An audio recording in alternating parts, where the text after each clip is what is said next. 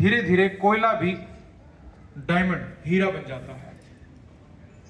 और इसलिए आप बहुत जल्दी हार जाते हो और रास्ते से भटक जाते हो और आपको लगता है कि आप ज्यादा ज्ञानी हो गए हो और सामने वाला मूर्ख है, इसीलिए आप भटक जाते हो।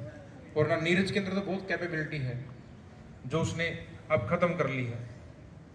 तो मैं तो यही कहूंगा, लौट आओ, अब भी मौका है। और ये जो आपको महान मूर्तियां दिख रही है ना, इन्हें कभी नहीं भूल पाओगे आप, क्योंकि यही आपके जो अब जो बिल्डिंग हो रही है, जो निर्माण हो रहा है आपका, वो 12वीं कक्षा तक ही होता है। उसके बाद फिर आपको निर्माण करना है। तो कम से कम आप अभी रुक जाएं और आपका निर्माण होने दें।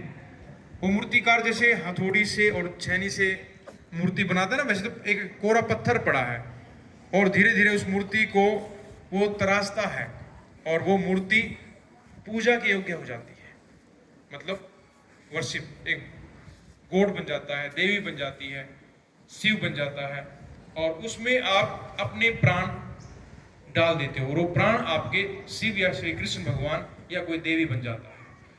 हमेशा कोई मूर्ति जो मंदिर में रखी जाती है वो मूर्ति ही होती है, लेकिन उसके लिए फिर कुछ बुद्धिजीवी बैठते हैं और उसके लिए प्राण प्रतिष्ठा करते हैं। इसका मतलब होता है अब मंदिर के अंदर जो ब्राह्मण है या जो बुद्धिजीवी है वो प्राण प्रतिष्ठा के लिए आग्रह कर रहे हैं प्रकृति से कि अब इसमें जो हम चाहते हैं वो प्राण आ जाए जिसे हम मानना चाहते हैं। और जब आपने इसको मान लिया तो वो पत्थर भगवान बन जाता है।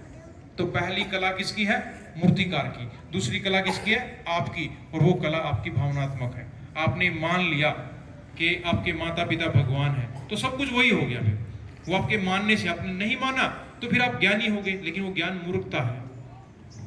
तो जब तक हम आपकी बाग डोर संभाले हुए हैं, जो आपकी पतंग की डोर संभाले हुए हैं, और वो डोर कटने मत दो, ये मौका है आपके पास, वरना पूरे जीवन भर पछताना पड़ेगा। हमारा मकसद तो कुछ बड़ा है बच्चों।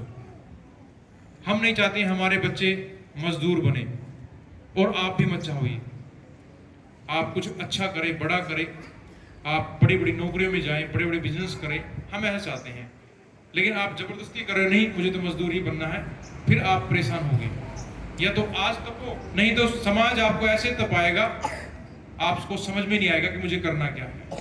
तो मेरे प्यारे बच्चों, आज की सीख यही है, अभी जो सतत प्रयास होता है, कॉन्टिन्यूटी होती है जिस प्रयास में, वो ही सफल होता है, अन्यथा आपको कभी सफलता नहीं मिल सकती है। हम लोग यहाँ खड़े हैं, हमारे जैसे हड्डी मांस वाले लोग मजदूर भी हैं और उनमें बुद्धि कम नहीं है, उनकी बुद्धि हमारे जैसी ही है, लेकिन वो मजदूर हैं।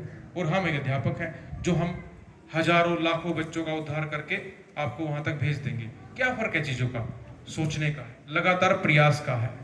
जो लगातार प्रयास करेगा, अपनी कमियां ढूंढेगा, उसका विकास होगा और वही कामयाब होगा। ठीक है बच्चों? तो मैं माहौल सीरियस नहीं करूंगा क्योंकि आज कांता मैम का बर्थडे है, आज ही मानेंगे हम तो।